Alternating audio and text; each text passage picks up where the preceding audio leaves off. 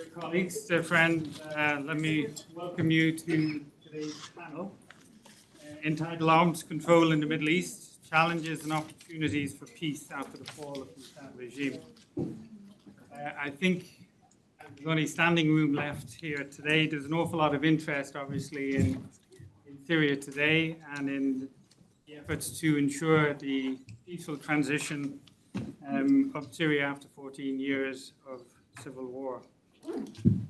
We have a very interesting panel for you today, and it brings together both colleagues from the White Helmets. Mohammed Rashid is here with us, as well as colleagues from across international Geneva who work in the security pillar, from the Geneva International Center for Humanitarian Demining, Geneva Center for Security Sector Governance, and my own organization, the Small Arms Survey.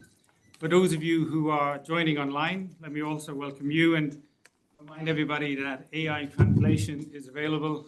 There will be a video we'll show in a few moments, which will be in Arabic. So for those of you who don't speak Arabic, make sure that you have your AI translation up and running.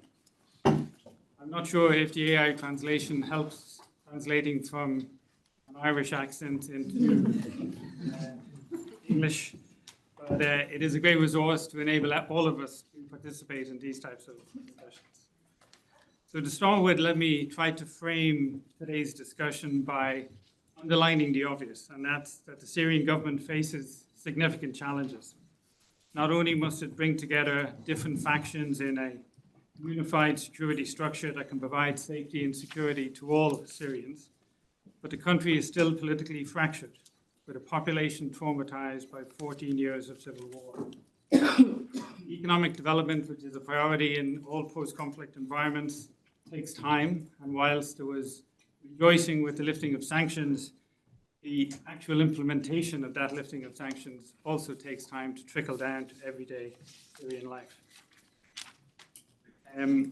Security, however, which is the focus of today's discussion, remains one of the key challenges that will decide the ability of today's government to turn a page in Syria's history. As I mentioned, the country faces a complex interplay of armed groups, extremist organizations, and former state security actors. The country is awash with weapons, with many former state stockpiles looted after the December 2024 overthrow of the Assad regime. Additionally, many towns, cities, and agricultural lands have years of work ahead to be decontaminated from mines and explosive remnants of war before they can actively contribute to Syria's economic recovery. This panel will bring together various perspectives on the implications of the recent developments in Syria.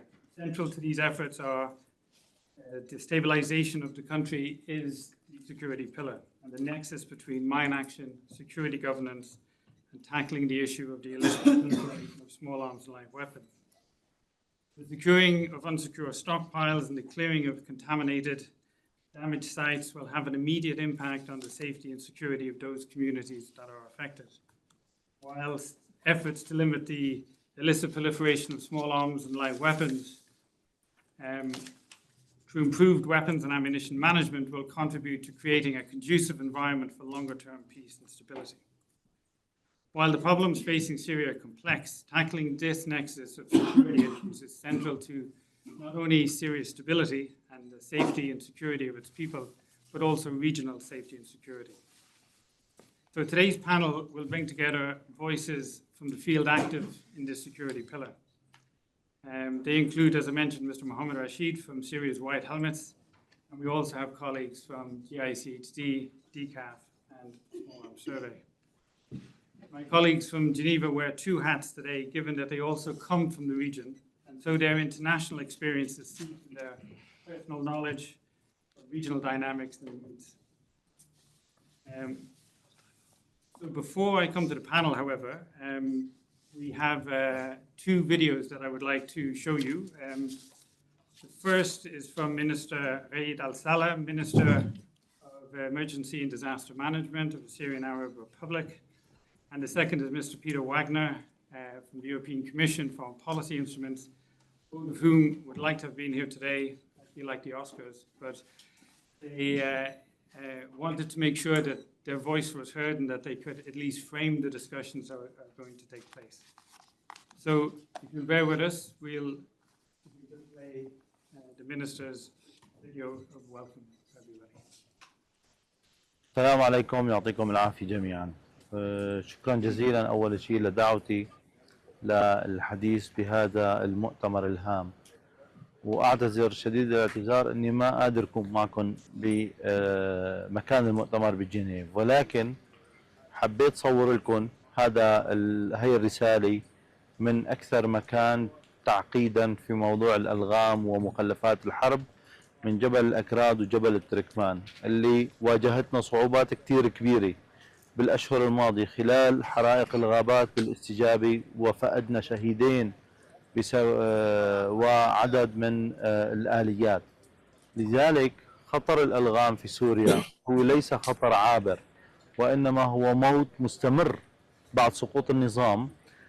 فعليا من شهر 12 الماضي أكثر من 500 شخص قتلوا بالألغام أو مخلفات الحرب، وأكثر من 1500 إصابة.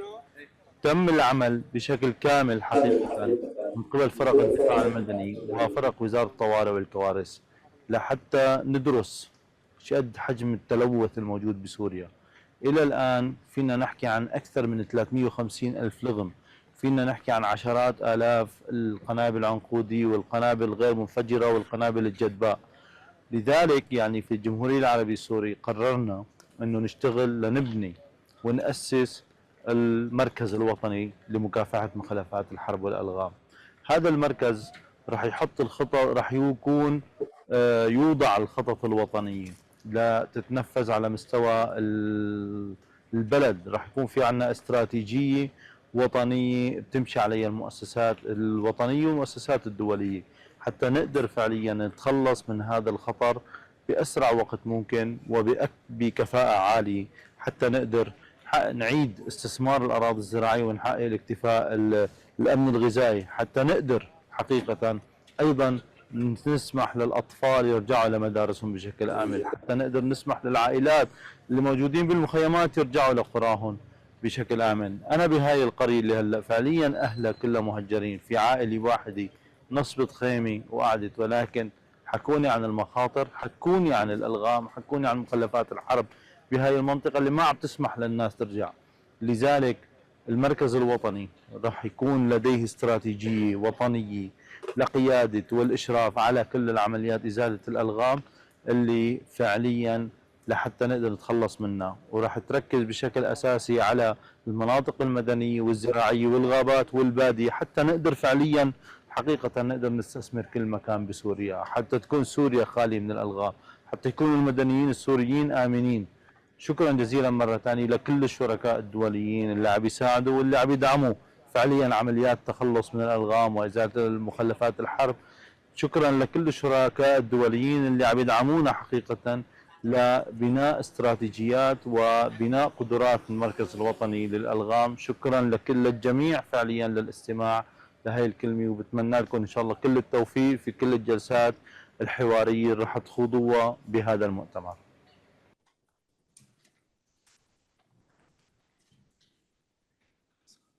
Maybe let's play the video from Peter Wagner as well.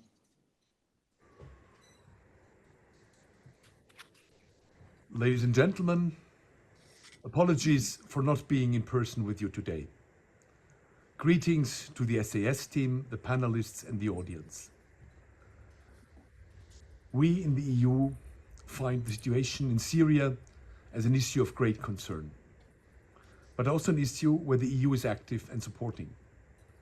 Over the past 14 years of conflict, the EU and our member states have mobilized together around 37 billion humanitarian, development, economic and stabilization assistance. And with this, we are supporting Syrians both inside the country and across the region. During this time, Syria was also one of the largest recipients of EU crisis response support, with accumulated action of roughly 230 million euro since 2011. Following the establishment of the new government in late December 2024, the EU presented its new strategy. Here we outline our support for an inclusive, peaceful, and Syrian-led transition, support which is also described on a number of key issues. I had myself the opportunity to be in Syria, in Damascus in April, and witness the extent of destruction, for example, in the Yarmouk camp that I could visit. There, we all got an idea of the level of destruction, but we also see how people desperately return to their homes, despite the total lack of habitable buildings and continuous dangers due to unexploded ordnance. Ladies and gentlemen, we have now mobilized another 10 million euro to support explicitly the newly established National Mine Action Center and its work. We want to help it conducting mine clearance operations, but also strengthening its management capacity. In the coming phase, we are discussing the mobilization of an additional 10 million euro in order to scale up our mine clearance efforts and to begin working with the authorities also on how to secure weapons and ammunition depots. This support is part of a total of 45 million euro that our service alone has mobilized this year to assist the country in its transition while helping to protect it from existing and emerging threats. Ladies and gentlemen, instability has many causes, and we are actively addressing several of them together with our Syrian partners. Our efforts focus on countering hate speech and FME, advancing mediation and transitional justice, and strengthening safety and security, particularly through the protection of civilians and civilian infrastructure. Sustaining mine clearance operations is a crucial part of that. At the same time, the service, FPI, is also very active in supporting global efforts, non-proliferation and arms control. With regard to weapons of mass destruction, we are currently working with the EU member states to support the deployment of OPCW technical teams to assist the Syrian authorities in the full verification and elimination of Syrian chemicals weapons, and to identify the perpetrators related to the use of chemical weapons. On conventional arms, we are also supporting the global reporting mechanism on illicit conventional arms and the ammunition to reduce the risk of the diversion and illicit transfer. There we are developing instruments which analyze and report on illicit flows of weapons to Syria. And we are supporting a project that addresses the illicit proliferation of small firearms and light weapons in all the member states of the League of Arab States, which we're implementing with the Small Arms Survey, Interpol, and the World Customs Organization. Following the fall of the Assad regime, Syria can now benefit from the whole capacity building activities under these projects. We have seen firsthand how arms trafficking fuels instability in the country but also in the region. And we see how the widespread availability of weapons can disrupt societies. The EU will therefore mobilize all the necessary resources and international expertise to support the Syrian people in reuniting and rebuilding a new, inclusive, peaceful Syria after 14 years of conflict and decades of authoritarian rule. Conversations like the one you're having today help us to better understand the issues at stake and can help us shaping policies and practices. I wish you all a fruitful session and hope that the discussions will be useful for the country, for its supporters in the near and longer future. Thank you very much. And let me thank Minister Al-Salah and Mr. Wagner for their contributions and for contributing and helping to frame our discussions here today. With that, let me introduce our panel. I realize I didn't introduce myself. I'm Mark Downs. I'm Director of the Small Arms Survey, and I'll be moderating the session today. As I mentioned, we're joined by Mr. Mohammed Rashid. He's Head of Data and Information Management with the White Helmets in the Syrian Arab Republic. Mr. Ayman Ayoub, who's Head of the Middle East and North Africa Division at the Geneva Center for Security Sector Governance. Ms. Rana Elias, Program Manager, Cooperation with GICHD. And Dr. Doa Nakala, Senior Researcher with the Small Arms Survey. And so I would like to welcome you all today. So without further ado, let us start, and let me turn to Mr. Rashid for his initial interjection. What I'd suggest is we go through the 4 presentations. I may ask 1 or 2 questions to drill down if something needs a bit of clarification before we open up the floor to participants here and participants online. But let me start with Mr. Rashid. We all know the amazing work that has been done by the White Helmets throughout the last 14 years, and your role is as important today as it has been over that time. You head the White Helmets data and information work, and so as part of your intervention, I wonder whether you could give us some of the hard data on the extent of the challenges facing the Syrian people when it comes to mines, when it comes to small arms and light weapons, and when it comes to border insecurity. And maybe also focus from your experience on what Syria needs to meet these challenges. First of all, hello everyone. Thank you so much for this invitation. Actually, like you mentioned, White Helmet, since 2016, we started pop-up idea to establishing the team, take care of the mine action and unexploded ordnance. Because during Syria civil defense war and White Helmet and this, we're facing each day the children die. Each day, 2 people die in this war, and we're receiving call because of the items, UXO items, because of mines everywhere. So we come in 2016, start as White Helmet volunteer, start officially working as a mine action taker. But here, because of the role, and we started an unexploded ordnance team.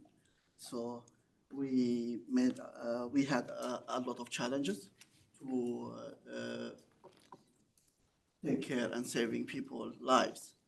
So after training and professional training through the NGOs and international NGOs, so we had 5 to 6 teams taking care of survey and non-technical survey and clearance team. We're working since 2016. All data, and additional on that, we have a team documenting everything. So we have all data documented since 2016 about the UXO clearance and the jobs. This was our mission to saving life. Should I move or take a? You press the button, it'll move the presentation. This is our vision. Is general vision. Why White Helmet now focusing on the mine action. After liberation in December, now only we left. The White Helmet carry out and we continue work as a White Helmet. But here, now we integrating slowly to the government. We had now our priorities here because of all data we have, all data we receive, all data we collect. We need more data for all Syria.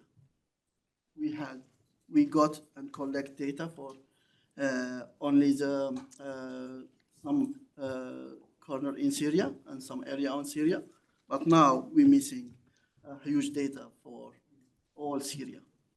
This is some challenges we're facing to collect all information or data which the mine is around all profession in Syria. As a prioritized area for mine action, we always upgrading and always upgrading the team, and now we're focusing on clearance. First of all, to clearance the area they contaminated. We already selected the contaminated areas, but we need to clear all this area. And sure, the risk education is very important and capacity building. our prioritize is now to focus in how the displaced people back to their home. So I understand is prioritized to go step by step. We have enough data. We have enough risk education, MRE. So we need some real action to move forward, to remove those items, to remove in all the series. The challenge is like all know already. The challenge is one taking action in serious situation to move as a free move because of the main thing and main issue is sanction. Again, I want to mention this word every time. When I have a capacity, when I have a team, when I have resources, but with the sanction, I cannot move. So we're receiving now, because we're integrating to the government, and now government start establishing the National Mine Action Center. It's like continue by White Helmet, but now is National Mine Center. National Mine Action Center is under the Ministry of Disaster. So we're creating, establishing, we're receiving proposal, we're receiving donation, but sorry, not donation as a fund. I mean, we're receiving all proposals to provide the heavy equipment and also to receive the training and, however, for mine action steps to take care of all this area. The problem is. This issue is a challenge, and is big challenge to hear. All must organization is mentioning to risk education on focusing and doing awareness sessions during this period and during this situation. To be honest, the people of Syria is not waiting only awareness. We are waiting to move those displaced people to their home. We're very thankful that is mine action and need to be awareness session. We have good enough awareness session. I still need awareness session, but it's not the priority. It's a prioritized for social. I mean, the people cannot waiting, just listening. If I got a proposal from 3-4 organizations just for awareness sessions, so it's taking 1 year. There is people waiting to back their home. They can't waiting one year, just hearing for awareness. It's very important awareness. I appreciate it, but we're focusing for taking action. If there is people proposing countries, companies, we're very thankful to come help Syrian people. But we need action. Where's the action? They can ask why the action not taken immediately. We need this action to be taken immediately. So to clear this item from the ground, to clear the mines around all Syria. Where you work is sea of mines. So we need action to remove these mines, to people, to take care of people and people back to their home. Again, if it's the same topic, if we say as a mine action, so clearance is foundation. Yes, if we start one by one, when I gonna focusing again, agriculture and infrastructure and housing and education health. So all these exist and doable. Some people can propose to me and want to start work, and one step they forward, then after he proposing, they back to step again because of sanction. So please, if I have sanction, how can I move? You give me everything. You give me a heavy equipment. You give me every resources. Why you step back because of sanction? Please ask this question to who is not me. Answer this. How to avoid this sanction in Syria? because the people, again, cannot wait to back to their home.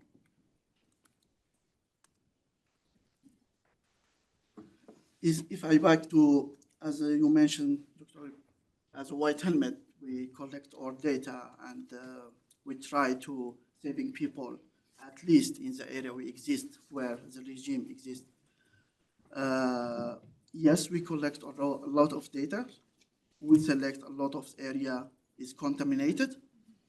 But White Helmet was able only deal with unexploded ordnance, not mines, not demining.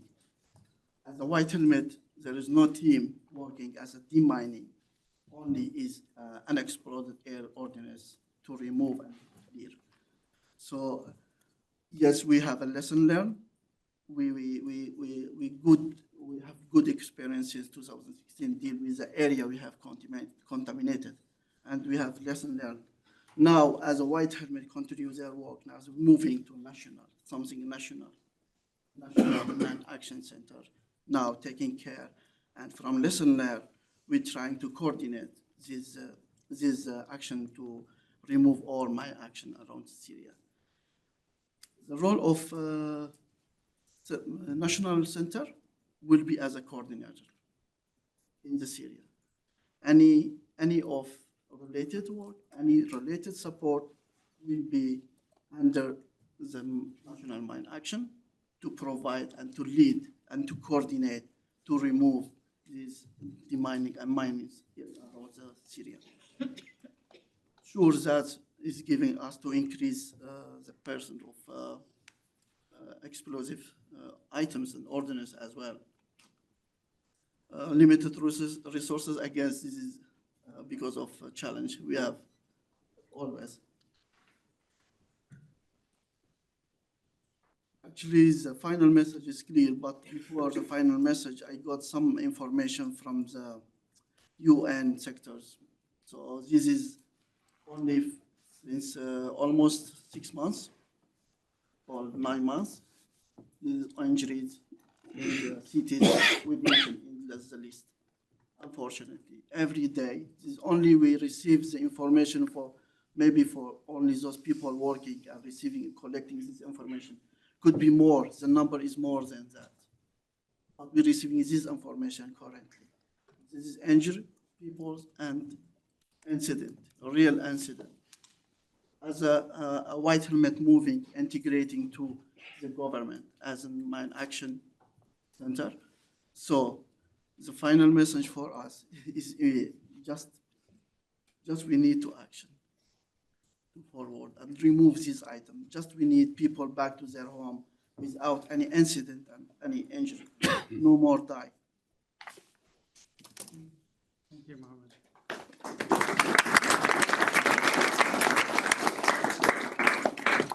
Just pull out a couple of issues and maybe come back to you for one question. I know there's a number of representatives in the room, and so I think that issue about expert controls to enable heavy equipment, to enable PPE, to enable non-lethal equipment to deal with mine action to get into the country, I think is a key issue that many governments could be looking at. The issue of sanctions, of course, it's about unraveling a sanctions regime takes time, but of course, with political will and effort, that can be done. I take your point that risk education is important, national capacity, because this is not an issue that's going to be dealt with in 1 or 2 years. This is going to be a generational issue, clear Syria of landmines and UXOs. And so building national capacity to be able to undertake this work is key. And here, the partnership with the international community, I think, is vital. One of the issues we've discussed this morning, of course, is with the integration of the White Helmets into the Ministry of Emergency and Disaster Management and taking the lead on National Mine Action Commission, there is a question about roles and responsibilities. The White Helmets played a critical role as a civil defense. You've mentioned yourself that there isn't that capacity to do mine action, so it's going to play a coordination role. Who and where will the responsibility lie for the actual demining process? Will it lie within what is currently the White Helmets within the Ministry of Defence or Ministry of Emergency. Thank you. Good point. Thank you for mentioning that. Because as a National Mine Action Center, now we coordinating for civilian area, let's say, and not armed area or armed areas. So the armed areas, there is engineer team in the government under the Minister of Defense. They taking care of the area where they is military area, let's say. Again, we coordinate with them directly with National Mine Action. If the area is under army or under armed area, so they taking care. Also, we mentioned we're going to have a capacity building for those teams as well, but in civilian way, in civilian areas. So as a National Mine Action Center, we're going to take care of any professional team, even if from external, to come with the team, with the equipment, and coming to demining, leading by National Center. So all these areas been clean. Only the role of those company or those team coming from external, only demining. When they after demining, we have a team to continue the work, the survey and other stuff after demining, scanning and doing survey again. So yes, we receiving now some calls, some meetings about what if I have a team coming directly to Syria, what's need as a team coming. We're telling them we can giving you permission as a national centers because we can giving you permission to your team move around Syria, all Syria areas. Any area we select because we have a map, we can select these areas prioritized because of civilian Syria area and people need to back. But again, when I'm giving you the permission, you step back. Where is your team? Again, you're giving me another question. I'm gonna start with awareness sessions. So, as a national centers, we are accepting any professional team, even from government or companies or NGOs, coming with them team, professionality team, with the equipment and demining. This will be helpful for Syrian people, leading by the National Action Center. Thank you. So, I take your point, call for action, not only awareness raising, but actual impact on the ground and a real focus on that. I'm sure there'll be more questions for you at the end, but let me turn to Ayman now. And Ayman, both you and DCAF have long experience of supporting countries through the process of security sector reform and enhancing security sector governance, but also within the regional context. You've also been to Syria a number of times since the transition. How crucial is SSR and what can be feasible in the current context? So maybe in your presentation, if you could look at that as well, what's feasible in the current context where there's a contested space still, and what are the pitfalls that the international community should avoid in how it supports reform? Thank you very much, Mark, and good afternoon to everyone, and thanks for the invitation to this panel again. Allow me to start probably with the last part of your question. What the international community should do. Probably we should start losing opportunity after opportunity to lose opportunities, because we had for so many long years, how much the international community did fail the Syrian people. Let's try not to fail them again. And in the cry that Mr. Mohammed actually brought to this stage today, this call for action, I think lays much of the answer to your question, if you allow me, Mark, because it's not only about action, it's about what action, and then it's about also how this action is designed and is delivered. Mr. Wagner, in his address, actually just a few minutes back, emphasized the Syria-led, process. Probably that is also what we are talking about here. An action that is genuinely Syria-led. That means then that it efficiently identifies the needs and the priorities and therefore designs the responses accordingly to them, responses that align with the context, with the values, etc.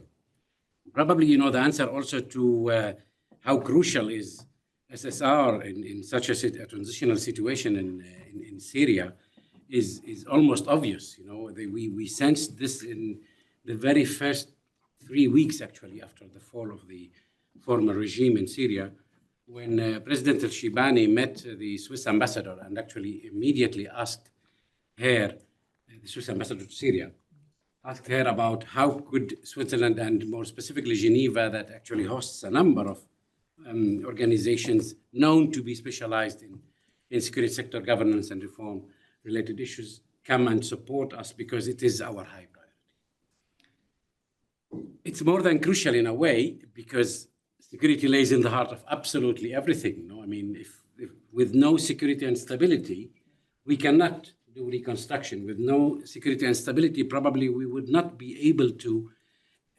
safely allow the people the opportunity to come back home, as Mr. Mohammed was talking about. Without security and stability, we won't be able to launch, processes to ensure that there are governance arrangements in place to allow us to handle all of these needs, efficiently and in an ordered manner, somehow.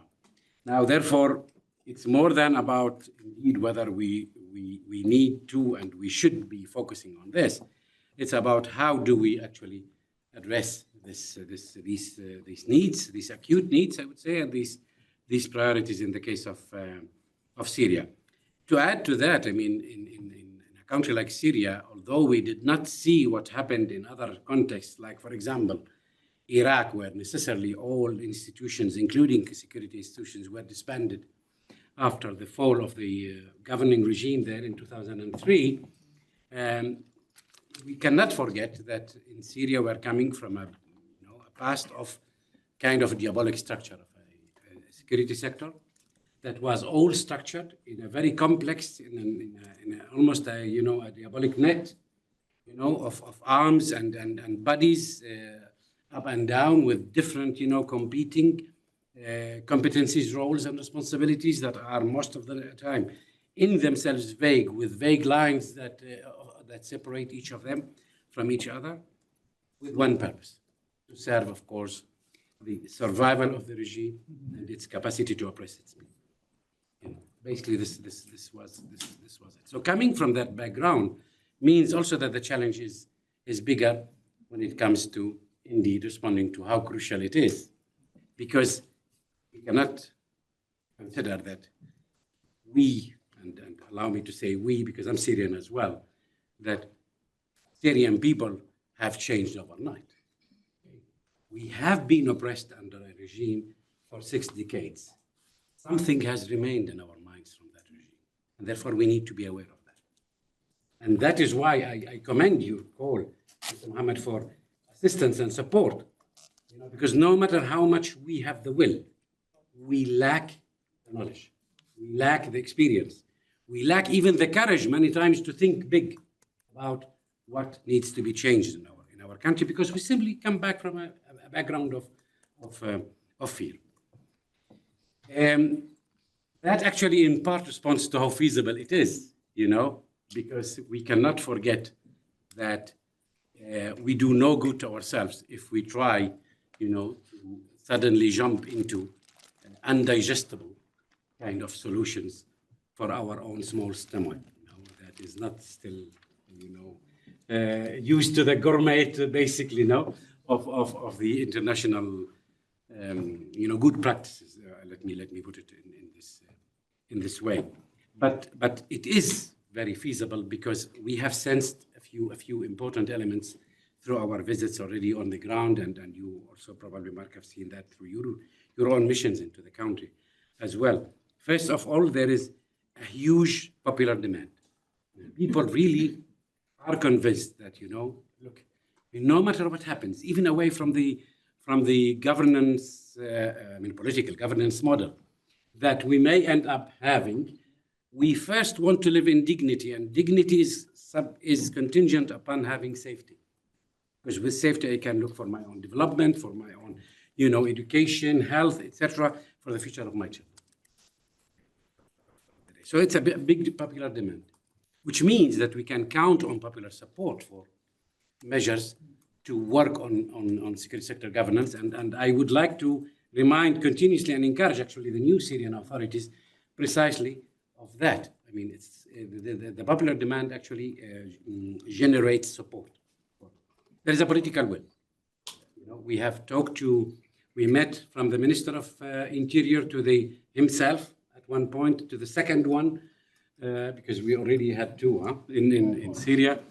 And then the line ministries, much of the communities, the local leadership also. I mean, governors, security leaders at the governorates, community leaders, heads of even armed groups and factions that continue to operate, whether or within or without the control of the government. Unfortunately, as is the case in Syria, everyone has the will to proceed. Now, it will be, as in my opinion, as feasible, and allow me to say it like this, as feasible as people are convinced that such reforms can only be designed and implemented through genuine processes, not through simply, haphazard decisions, nor unilateral decisions. They need to be inclusive. They need to be well studied. They need to be well designed, anchored into, the understandings and the needs of the people, and they need really to envisage a process and not jumping the ladder, because then we will fall down and break our neck, as we say. Again, if I could maybe summarize or take 3 points out, there's an awful lot there.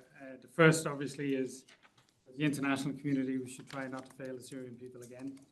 And so engagement is really the key.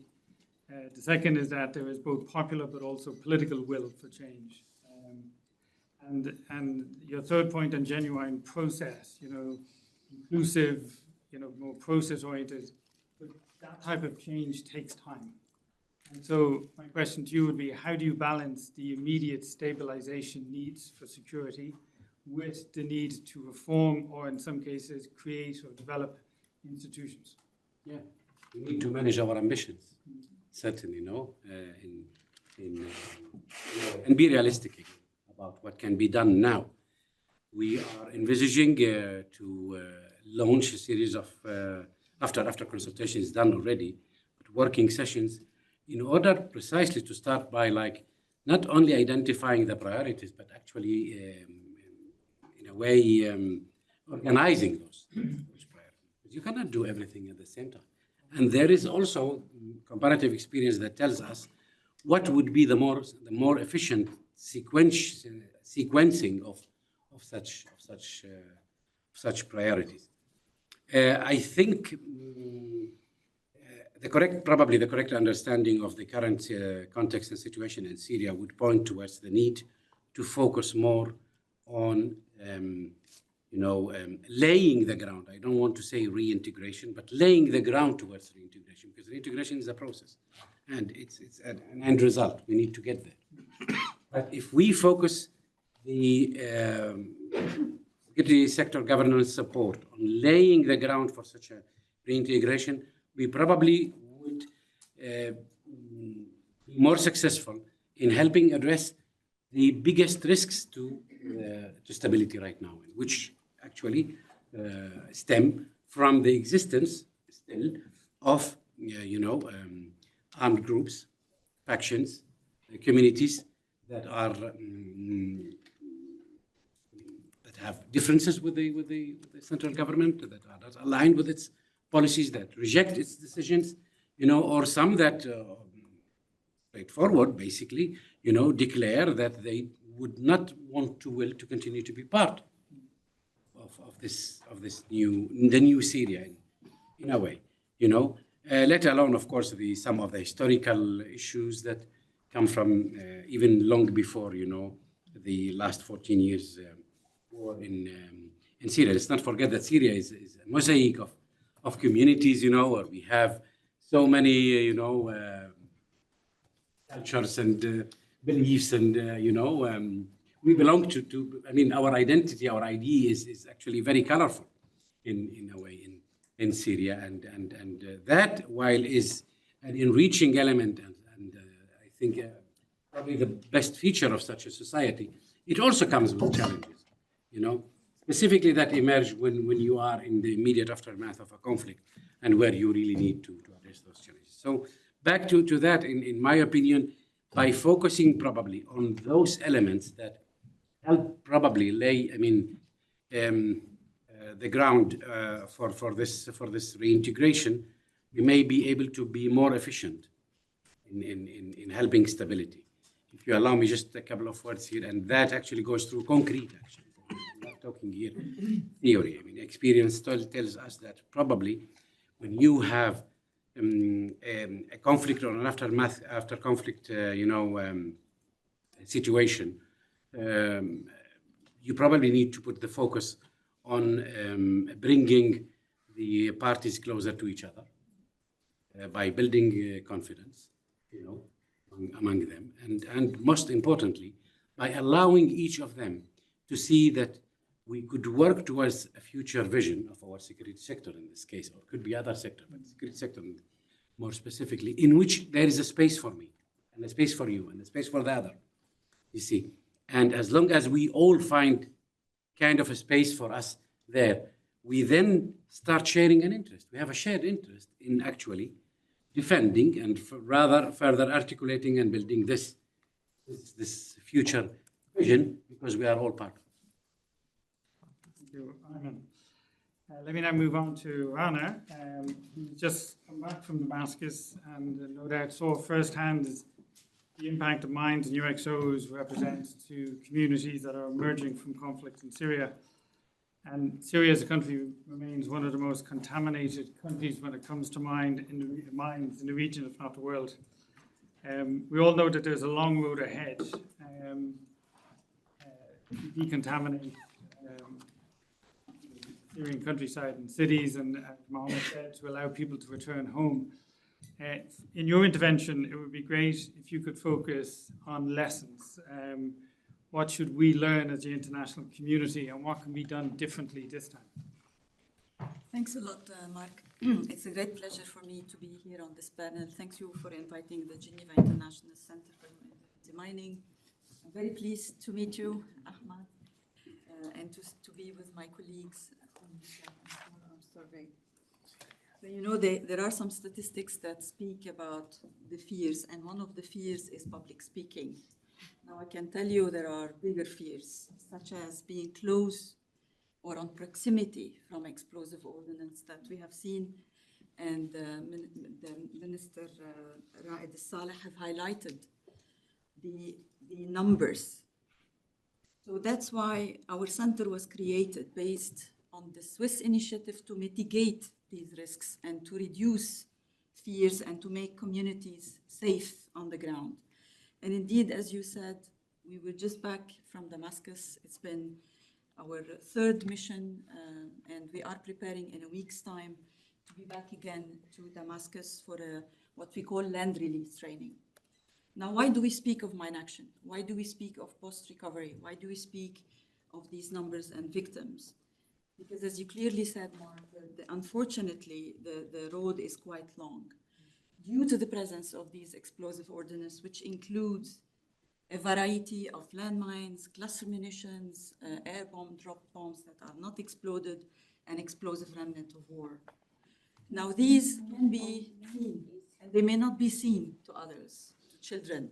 And that's why, if you allow me to dig down a bit in details before sharing some of the lessons learned, to some of the figures, the minister mentioned around 1,500 victims. And indeed, these statistics, thanks a lot to the Mine Action Area of Responsibility and the INSO database that shared, there are actually 552 killed since 8th of December. And there are 874 injured. That's a huge number that we're talking about. The UNHCR estimates 1 million returnee. So imagine on that scale, the numbers since just 9 months. Now, I think with that grim outlook and these numbers, every survivor, every victim is a human being, of course, we see an opportunity in Syria, opportunity for actors to come together, to collaborate. And we have seen it indeed, this political will. And I'm so humbled to be on this panel and to speak as well about a country like Syria who suffered for decades. And we've witnessed this political will from the National Mine Action Authority, but as well from so many partners on the ground. The will to get the things right in Syria.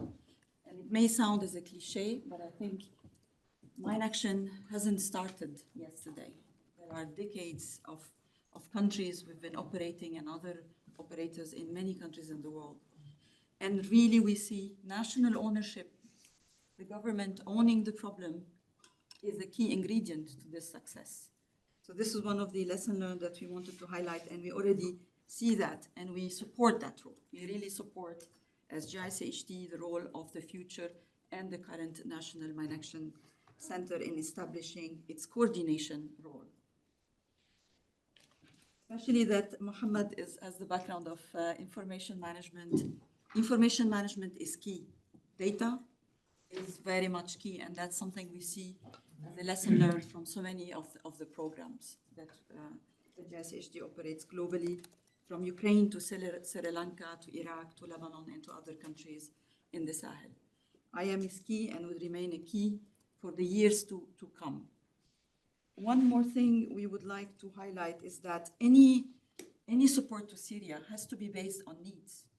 We can all come up as an international community, Geneva-based organization with a lot of great ideas here, but they have to be applicable to the context, to the Syrian context. They have to be tailored to the needs of the communities. In Syria, there is really, again, I cannot reiterate this more than ever. There's an opportunity to get the things, cooperate, to collaborate with so many of the sectors. Now, again, why do we speak, if you allow me to focus on these points, why do we speak of mine action? Mine action is a set of activities that would allow safe return, would allow communities to thrive.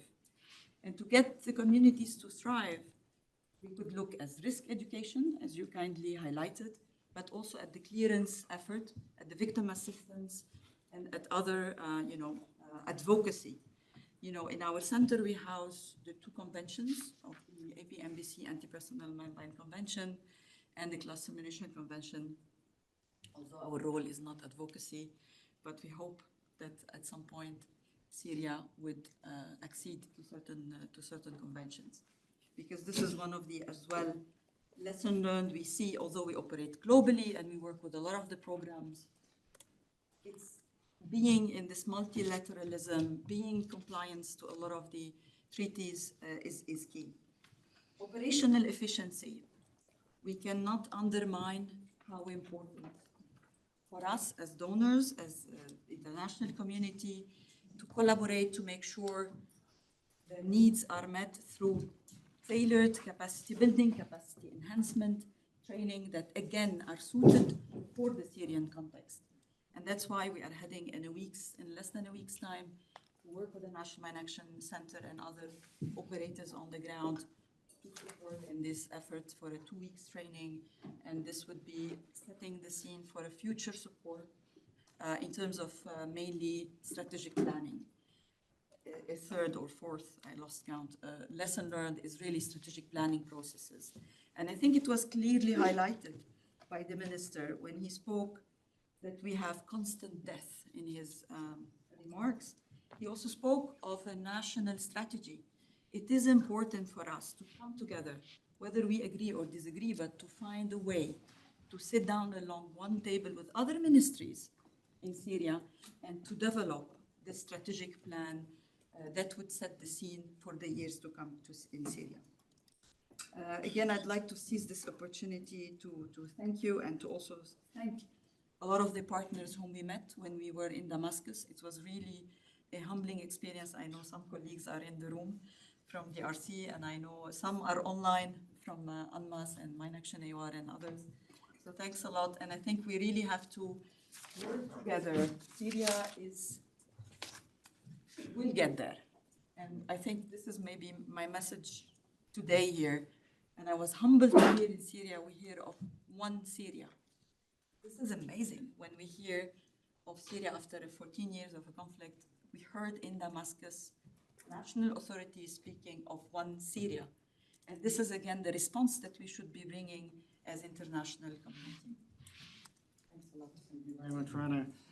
I mean, you also, I think, echoed what Mohammed had said at the beginning, the deficit of data. You know, that we don't know the full mapping of all the mined areas. We don't know the amount of UXOs that are out there. And it's almost, you know, once you are working on demining, we need to fill this data deficit as such. You also emphasized the political will from your experience and the focus of coordination. But I wonder if I could come back to you on that issue of coordination. What lessons are there when it comes to the coordination of the international community? We're in a situation at the moment where there are many crises around the world. There's limited capacity and there's limited, you know, amount of resources that are able to be put on the ground in Syria. Yet we've often seen in the past that there is competition. You know? So what role maybe does the national authorities have in ensuring that the resources are used wisely for the benefit of the Syrian people and that, you know, we really do have that coordination that you talked about? Thanks a lot, Mark. This is a very, like the $1 billion question. But I think maybe one of the key ingredients is really the local ownership. Coordination to be handled separately on the needs. So I will come back to, again, to the needs-based, to the needs-driven, to the national authority, to the experience. I mean, the experience of the White Helmets. They have an experience, a massive experience in compiling the data and even removing some of this explosive ordnance. This experience will be and have to be at some point with the international mine action standards. And that's why it's important to sustain these capacities, to make sure that there's a long-term vision, long-term plan through a nationally led and owned National Mine Action Center. And through these efforts, through the training capacities, through the prioritization system, you know, for us to also be able to map out. As we speak today, there is no full map, and you could see some data, some maps online. But there has to be a full-scale survey, which again has to be led by the National Mine Action Authority and by, you know, by the operators on the ground. Now, it will be challenging, of course, because there are competing priorities, because there are competing, you know, operators will have their own different strategies. But I think this is the idea that when we operate in a country, we have to also look at the whole strategic vision of that country. We're not there, we're coming there for maybe a year, 2, 3 years, and then we leave. And let me quote our director, Ambassador Privitelli. We don't have deminers on the ground as GICHD. So again, some of us, like even here in Geneva, we can support and we don't coordinate, let me say that. We don't coordinate efforts in Syria, but we're here to support in terms of sustaining these efforts, in terms of making sure that these capacities and these lessons learned are really broad.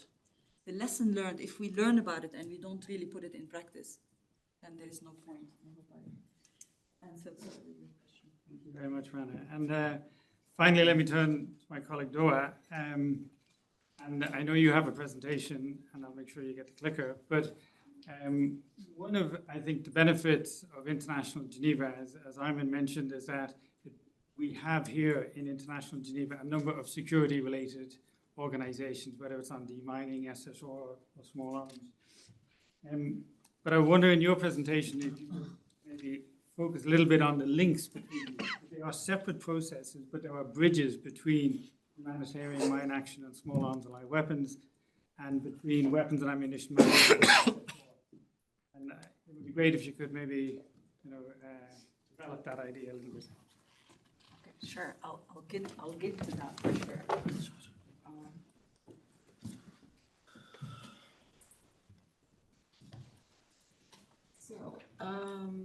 I'll definitely talk about this on a slide that is gonna be shown in front of you. But I'm gonna start first by talking about the proliferation of small arms and light weapons in the Syrian context. Then I'm going to do this when I talk about WAM, which stands for Weapons and Ammunition Management. And then finally, I will close with one slide on community level challenges.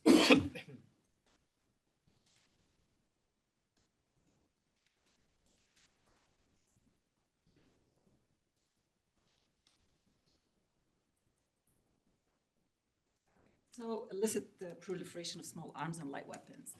Again, in this context as well, there are huge data gaps as well. We don't know much about the number of weapons circulating in Syria, for instance. We don't know much about the scale of unregistered or insecure stockpiles. We don't know the total number of casualties linked to small arms and light weapons use in Syria. We don't know the motivations for people to own small arms in Syria. We don't know much about the gun markets, which means we don't know much about the trafficking networks, for instance, or the weapons prices and their fluctuations. And we don't know much about the actors involved.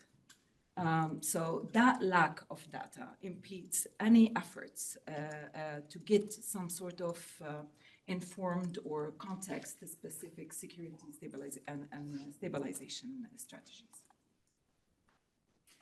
The second challenge is the fact that small arms and light weapons proliferation is persistent in the Syrian context. It's happening as we speak right now. And in general, this is not specific to Syria. Small arms and light weapons proliferation drives conflicts. They feed into conflicts. They expand, help conflicts expand. But they also obstruct political transition, socio-economic recovery, and the re-establishment of unified and coordinating security sector, security sector. And this is very important for Syria.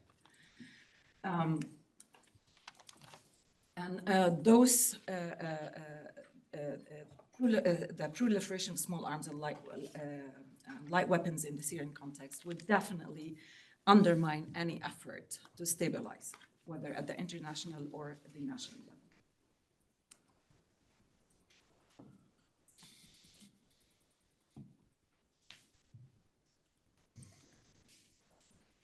So these are images that were collected by the Small Arms Survey. And those are indicators of the persistence of the proliferation of small arms and light weapons in the Syrian context. So the threat of illicit arms is not the theoretical one. It's real. It's happening now. It's happening within Syria, and it's happening across the borders. So it's also involves a myriad of an array of all types of small arms and light weapons. And the slide in front of you gives examples of some of the most sensitive, which we know as MANPADS. And MANPADS stands for Man-Portable Air Defense Systems. Those light weapons can take down an aircraft. So you can imagine the scenarios that can happen if they fall in the wrong hands. And the trafficking that involves MANPADS inside and around Syria involve different types, different models of MANPADS, some of which are very advanced. Those MANPADS in front of you, at least in two of those images, were either destined to Lebanon, like the picture in the top left, or were already smuggled into Lebanon. And this is another dimension. So these trafficked small arms and light weapons might have implications for Syria's neighbors as well.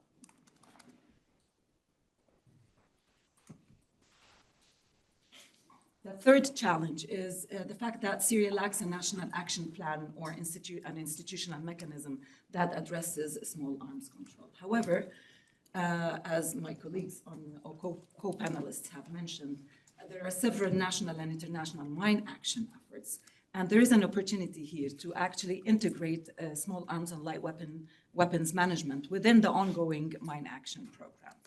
This proposed integrated, unified national approach can address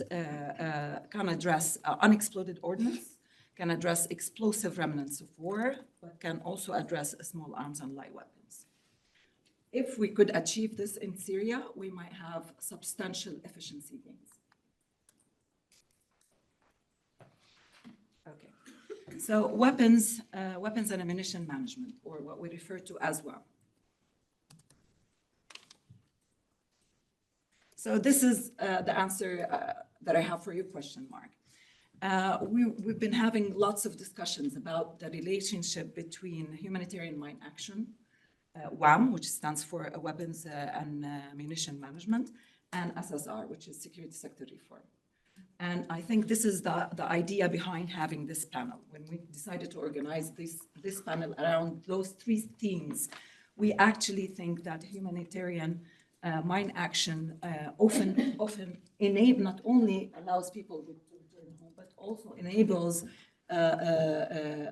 weapons and ammunition management. For example, mine action provides access to sites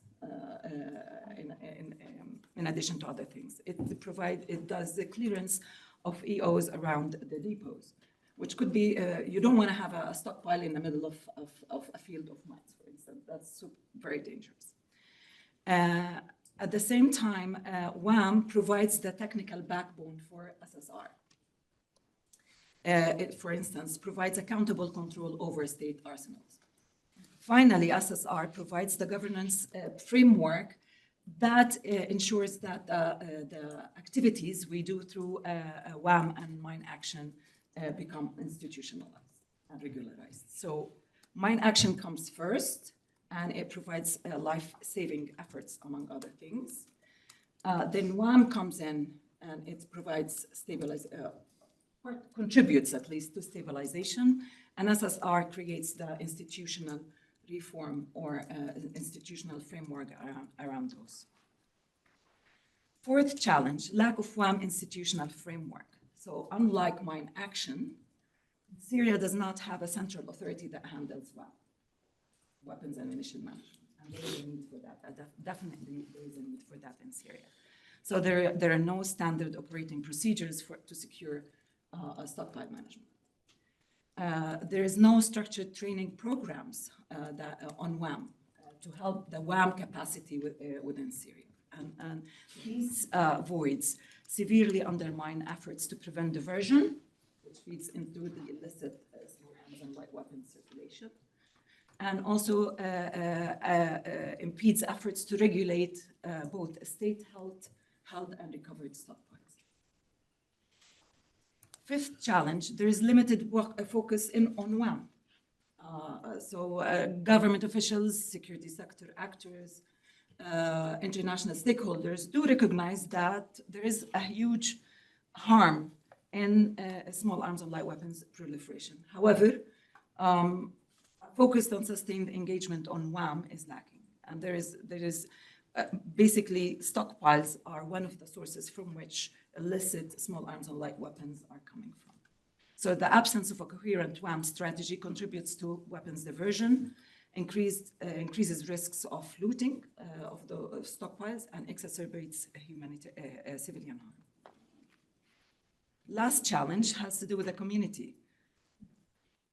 In Syria, there is a general sense of insecurity. And generally speaking, insecurity pushes people to possessing arms and sometimes even using them.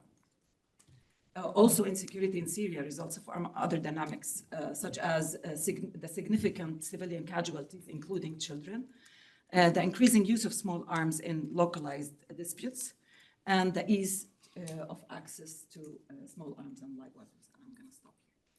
Thank you very much, Dora. Maybe just to pick up on 3 points. Here again, data and the lack of data. So if you're going to develop a strategy in the absence of data, guesswork in many ways. And so getting in place that foundation of data is critical. The fact that in many ways we are behind the curve in terms of dealing with the issue of weapons and ammunition management and tackling the issue of proliferation because of the last 7-9 months where the stockpiles had been looted and trafficking has taken place. And the pictures you showed that it is a clear and present danger not only to Syrian stability, but also regional stability. And so it's a key priority for the way forward. Given, I'm not going to come back to you for a question, I'll come back in a moment, but given the time, I want to make sure that we have an opportunity for people here and people online to ask a question. So I'll take a couple of questions from the room. If you could state your name, your affiliation, and jump into the questions straight away. And people online, if you want to put your questions into the chat, I'll be able to see them and we can come to them as well. Who would like to break the ice and ask the first question?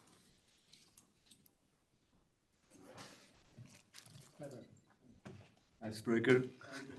Hopefully. My name is Pedro Mendes. I work with an interagency service, Geneva-based, called GIPS, working mostly with IDPs on data specifically, but also on solutions processes.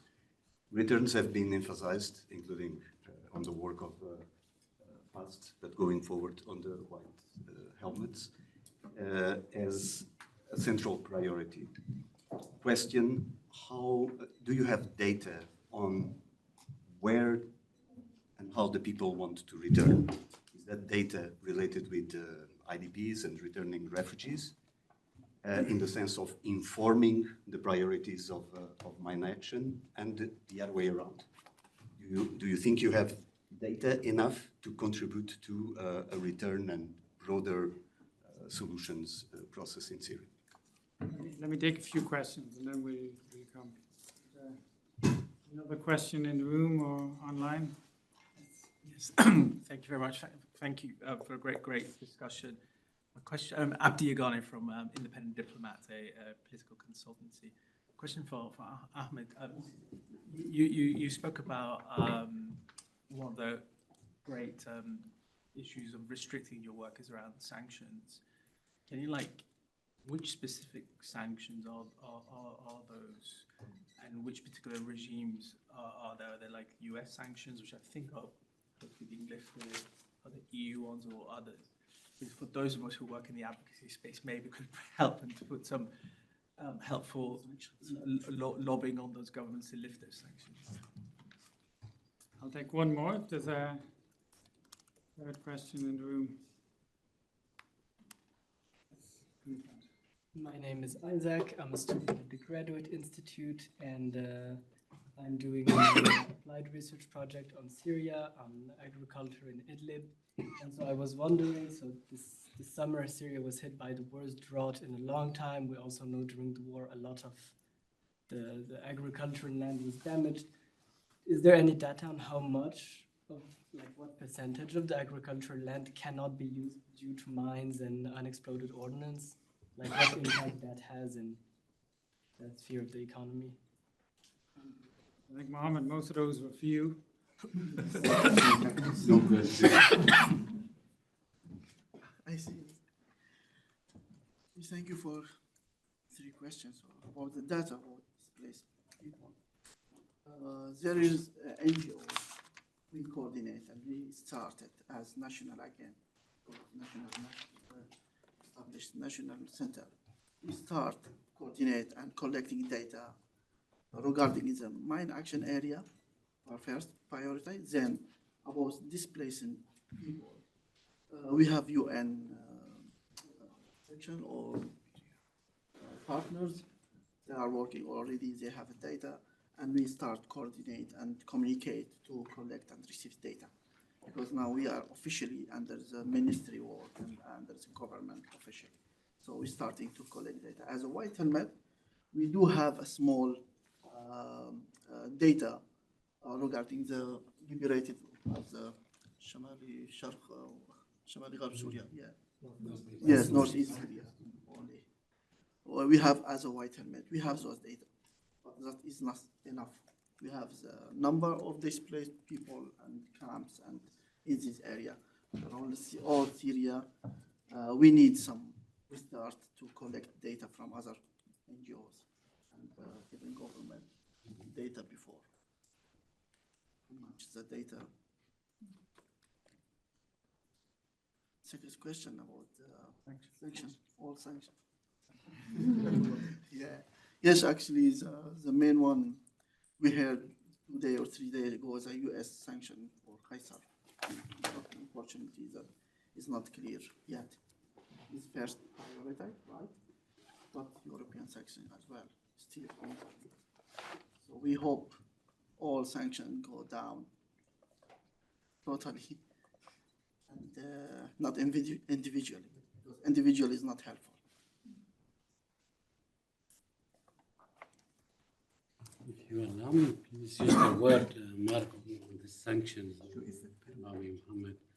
Because really, I mean, this is something really also worrying for us. It's limiting also the work of some international organizations in some settings. And it's really very important that we all together work towards that, because it's the very concept. I mean, these sanctions have been imposed on Syria under a totally different setting. That is gun and gun forever, and therefore, I mean, it's like almost impossible to understand. I mean, why do we continue to have those in place?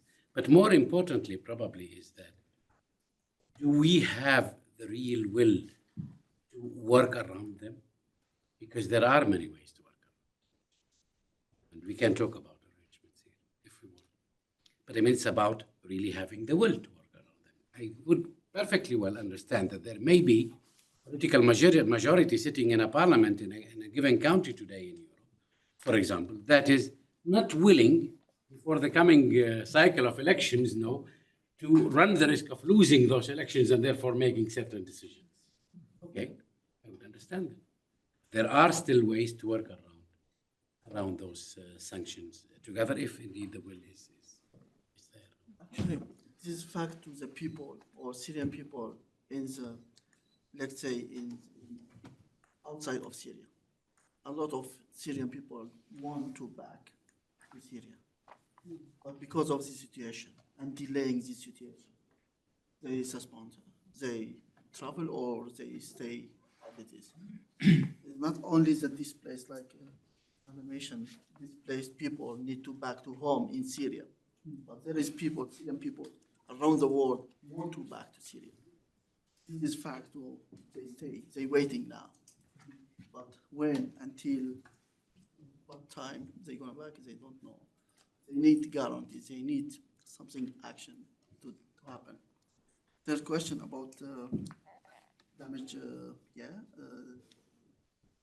data about the archaic cultural. Actually, we don't have, again, we don't have around Syria.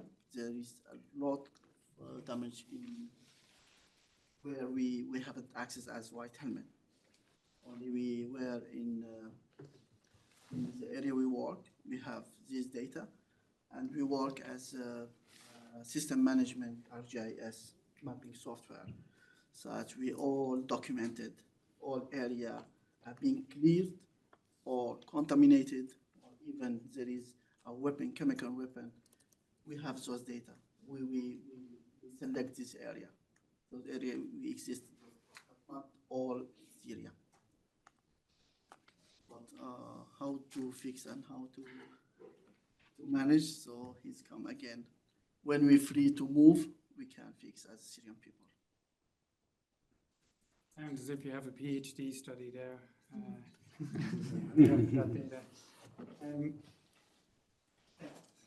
Thank you, Caroline. CDO. A question perhaps to Doa, but also interested in the national perspective on this. What would best practice look like for having a national entity focused on WAM?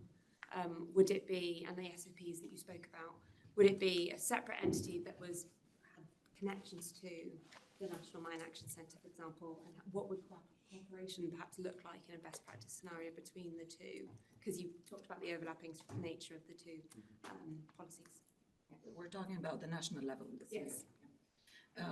I think the vision that we're developing right now, we're trying to develop a vision about this. there should be a central authority, like similar to what we have right now for mine action. And the purpose of that, if you want to call it center, is to coordinate and also have to try to build things right. One of the things, as I mentioned in the beginning of my presentation, there is lack of information about the unsecured stockpiles. So one of the first tasks of that center would be to have a general understanding of what is the status of all those stockpiles around Syria. And the second step would be to actually secure those that need to be secured.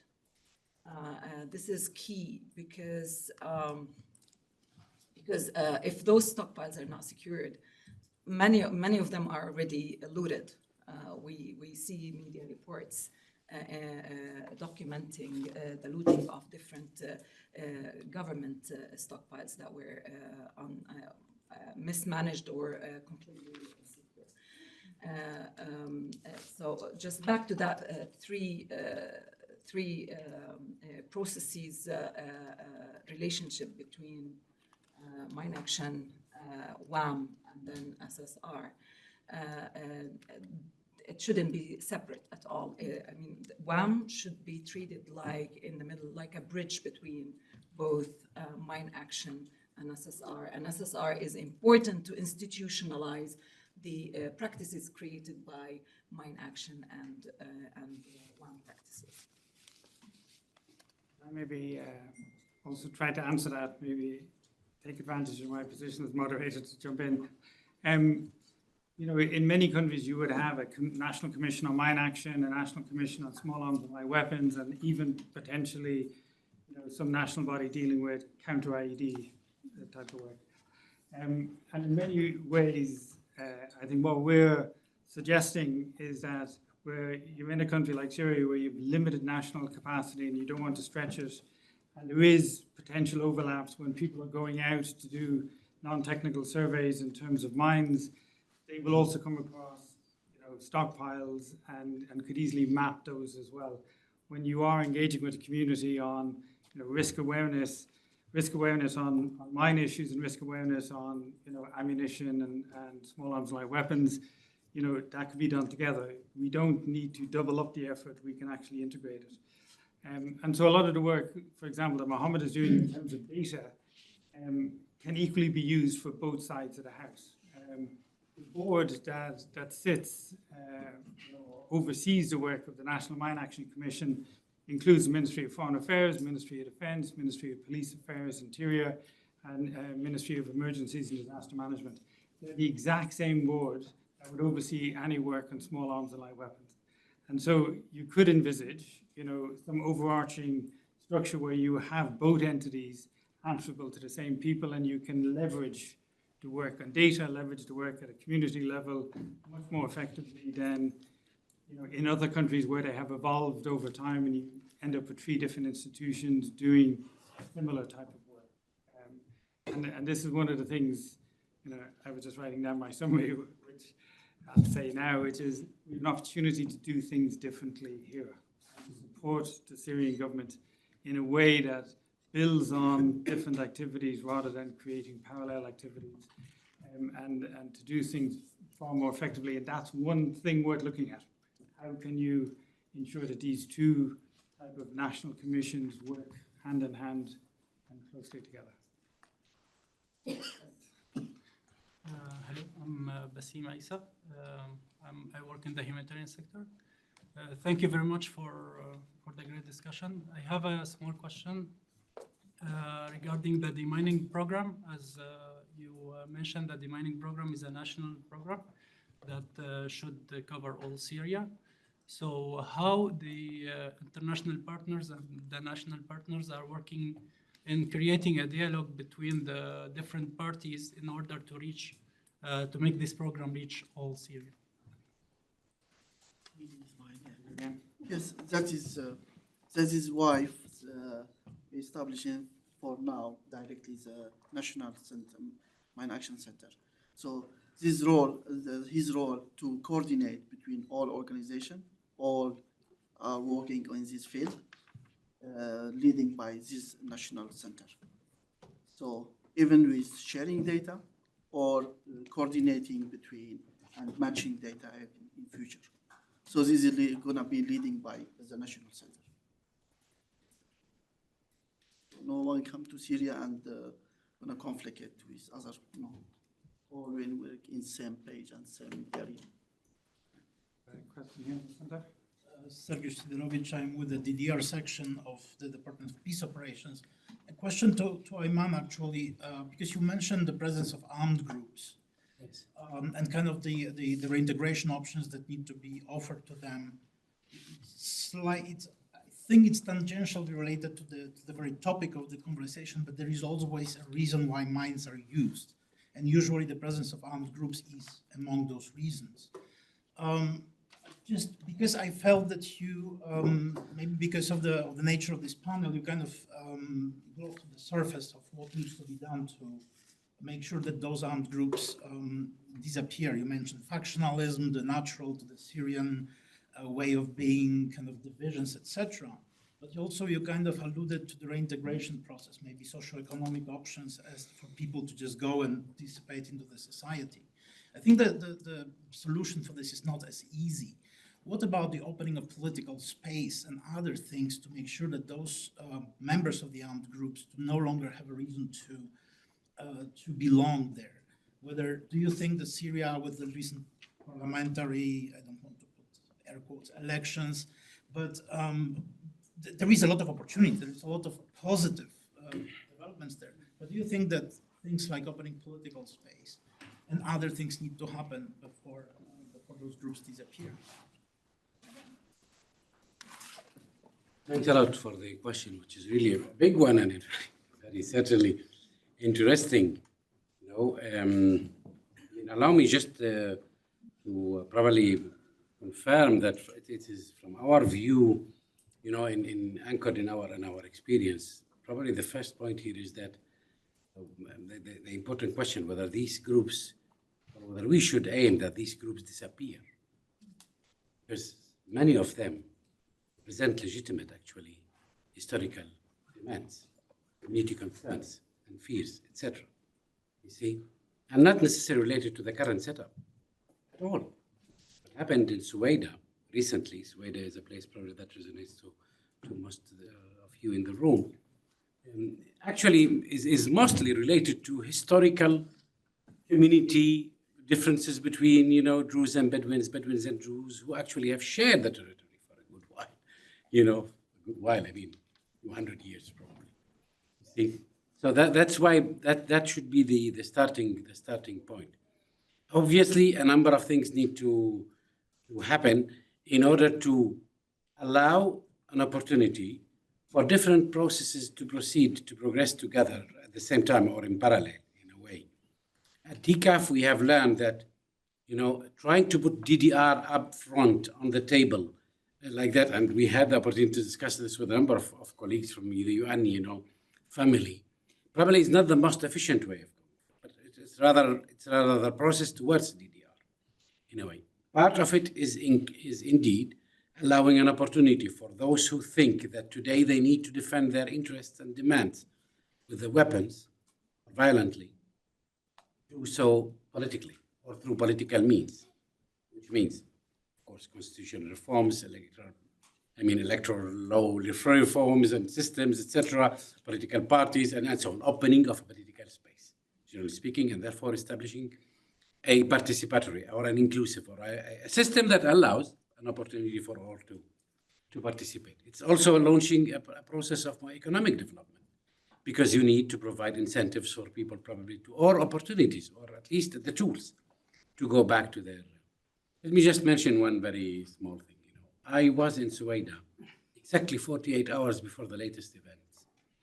And in one big madafa, as they call it, which is the Diwan, that is where these communities are used to gather. We had around 60 people. Most of them were leaders or high officers of, the armed groups and factions that were operating there.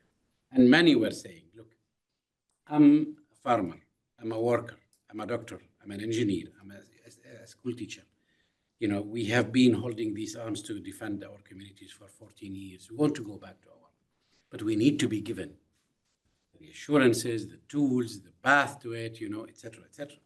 You see the incentives and so on, which points towards the need to indeed, as you say, launch all of these processes in parallel. As I said at the very beginning, in my opinion, the good or the promising thing, at least, about this is the existence of the will that is stemming from the fact that we are talking about a society that has managed to live through its mosaic for so many centuries very peacefully, quite, when it comes to inter-community relations. I'm wary of the time, so let me I won't try to summarize, but let me try to pull out a couple of points and finish on that last one that Ayman mentioned, that there is clear both public and political will for change. I think we as the international community, or international Geneva, it's incumbent upon us to make sure that we don't overburden the system, that we coordinate ourselves, that as international Geneva we can provide, I think, a number of security-related areas of support and that we coordinate that effectively. The data deficit, I think, is something else that came out for each of these areas, that there's a need for us to have data-driven policy making, data-driven engagement. And finally, on Mohammed's point, a call for action to move from policy, to move from talk to actually impacting people's lives and livelihoods on the ground, and to put that at the center of all of our engagement. With that, let me thank Minister Al-Salah and Mr. Werner for sending us the videos, and let me thank Doa, Rana, Ayman, and Mohammed for joining us here today, and thank you all for taking the time to participate as well.